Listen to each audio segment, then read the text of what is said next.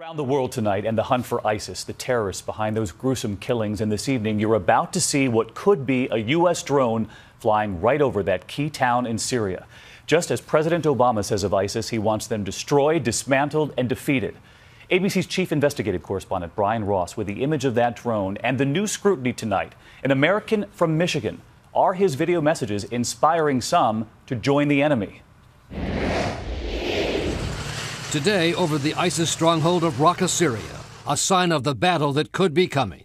Activists in Syria posted this photo of what they said was an unarmed U.S. drone. The ISIS side posted its own photo of the surveillance craft circling the city.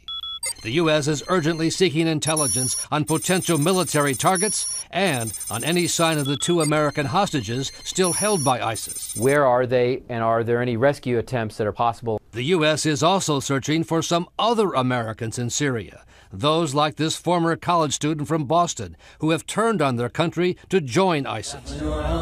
The jihadist recruitment pipeline to Syria from the U.S. and Europe is of huge concern to law enforcement authorities. Why did this happen to us? And now they are closely monitoring the preaching of this charismatic Muslim cleric living in Dearborn, Michigan, Ahmad Jibril, who invokes the history of great Islamic warriors. These were real men who were there to give their jugular veins for the sake of Allah. Jibril's internet videos are credited with inspiring an estimated 60% of the Western recruits to jihad in Syria, according to a study done at King's College in London. They were regularly listening to his sermons, and they were clearly influenced by him. Jibril, who spent 5 years in prison on federal fraud charges, does not specifically urge his followers to violence, but says the U.S. wants Muslims to die. They're waiting for the maximum amount of Sunni death, yes, to pleasure and delight their hearts. He's feeding the narrative without actually making an open call for violence.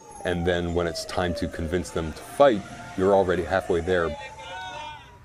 We tried to find Jibril at a relative's home in Dearborn, Michigan, but no one would come out to talk with us. His lawyer said she had no comment on her client's activities, David. All right, Brian, thank you for your reporting all week long.